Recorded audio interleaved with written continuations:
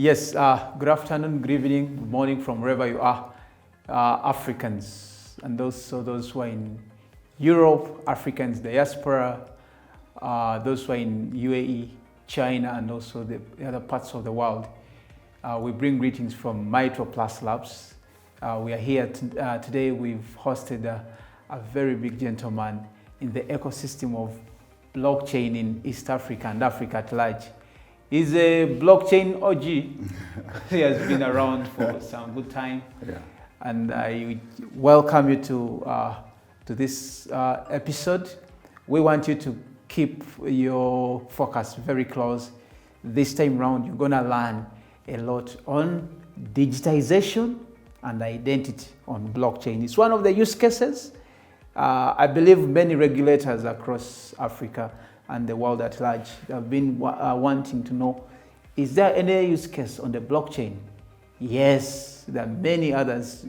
Last time we looked at blockchain in farming. We are right now looking at blockchain in identity and KYC. We are also going to look at blockchain in real estate, that is tokenization, among others. So we look forward to learn a lot from this gentleman, and good morning. So let me cross over to you, my brother, Mr. Noah. Yes, sir. Come on, say hi to the people.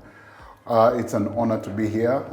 It's a long time coming, I must say. We have been planning this for quite some time. Exactly. And so the time was right. And so I'm excited to be here to share our story in forging this way for not only for ourselves as the Savannah Group, but also for the crypto space, the blockchain space around Africa. Oh, yes. And there's a lot of potential, and we can dig into what's in store for us if we are wise enough and sharp enough to take advantage of the opportunity, because many times things can happen and we miss it. But I'm glad to be here. Exactly. You're welcome. Thank you.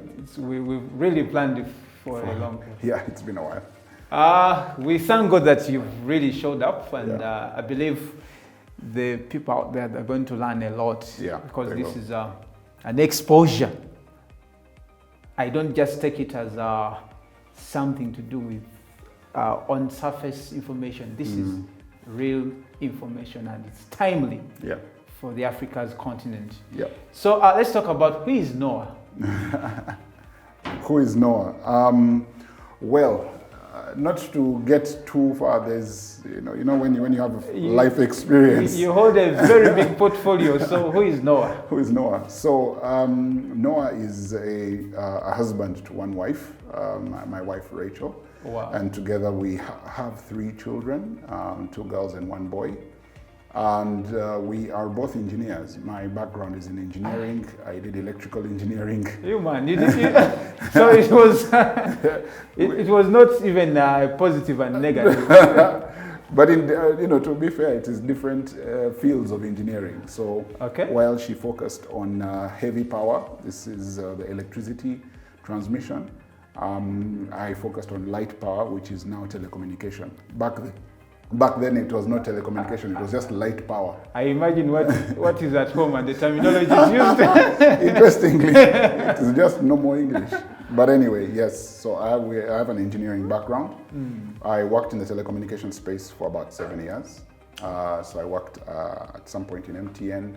Then I joined a Chinese telecom manufacturing firm called ZTE. Oh, ZTE. Yes. So I worked for ZTE for some time, and then I left formal employment at that time. I was the assistant director for ZTE in Uganda, overseeing the activities and the telecom activities here. But then I had a passion for cybersecurity. Back when I started, when I left university in 2004. We started a company called Computer Forensics Consult. And so it was the first digital forensics firm in East Africa back in 2004, specifically on computer forensics and digital forensics. And that, of course, it was a passion of ours. So from 2004, just going around talking about cybersecurity and envisioning around cybersecurity, we were way ahead of our time. I think by then you are the prophets of the future. No one was understanding anything we're talking about. We're talking about hacking. I remember my final year project in Makerere was to do forensics. So we demonstrated a hack. Someone enters a computer, steals information, and then we come back and what was the perception from the they don't know. They could see you as if you like, are these guys, what are they doing? Anyway, these Russian hackers, eh? We just got the marks because we said what we do. We said we'll find the evidence, we found it. They couldn't argue with the findings, but the how, that one was. So we were ahead of our time, I must say, but the full appreciation is there now, and through those small efforts that we had back then, we are seeing a now maturing cybersecurity industry in Uganda. I actually pick it when you say that always to be ahead of time. Yes. One of the great guys, Richard Branson, said that the secret of success is knowing where the future is going. Yeah. You get yourself there, you position yourself, and then you become an usher. And then you just bring people. You bring people into the future. That is actually very true. It's that, it's very few people that can have that opportunity. I believe it's an opportunity, but it also comes at a great cost. Of course. Because the cost of now, because no one understands what you're doing, no one pays attention. And so you are in your own world. You're in your own world. And so you're seeing danger coming and you're telling people, brace, and they're like, you don't even know what you're talking about. So at the time... I think you must have lived the Noah's time, the Noah of the Bible. Of the Bible. That's the first time you've given me that analogy. But it could be true. It could be true. You're saying that rain is going to fall from the sky. People have never seen rain falling. And you're telling them that there's going to be a flood. You sound like a fool. But I believe that's where we were earlier days, the early days of cybersecurity in Uganda, where you go and talk to banks, say this is a big threat. They're like, we don't understand this. And the people who did not think that two Ugandan young boys would be able to solve the problem. Of course, they are waiting for a huge guy from US. Yeah, the best in Africa, maybe South Africa and so they would stick to that. Exactly. But we got our break. We investigated a couple of cases. Worked very closely with the Uganda police. Worked very closely with the courts, with the central bank, and started building a rapport. Another milestone is that in 2010 we consulted on the very first cyber laws in Uganda. Also the Computer Misuse Act, the Electronic Signatures Act, the Electronic Transactions Act. That's very big base. And so our contribution to that helped show that the industry was maturing. And then, later on. So I since left Computer Forensics Consult, I divested from there.